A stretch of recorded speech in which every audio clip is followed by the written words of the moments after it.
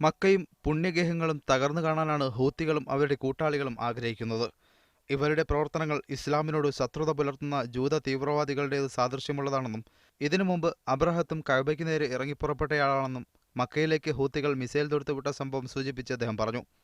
ഇതിന് സമാനമായ സംഭവങ്ങൾ ചരിത്രത്തിലുടനീളം കാണാമെന്നും ഹറം ഇമാം പറഞ്ഞു.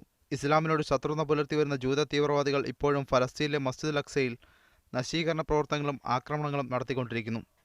ഇതേ രീതിയിലാണ് ലോക മുസ്ലിങ്ങളുടെ പുണ്യനഗരിയായ മക്കയോടും ഹൃദയമായ കഅബയോടും ഹൂത്തികൾ സ്വീകരിക്കുന്നതെന്നും ഹറം ഇമാം പറഞ്ഞു. അള്ളാഹു വിശുദ്ധമായി കാണാനും ബഹുമാനിക്കാനും കൽപ്പിച്ച സ്ഥലകാലങ്ങളെ ബഹുമാനിക്കാതിരിക്കുക, മതത്തെയും പ്രവാചകചര്യയും അവഗണിക്കുകയും ചെയ്യുകയാണ് ഹൂത്തികൾ.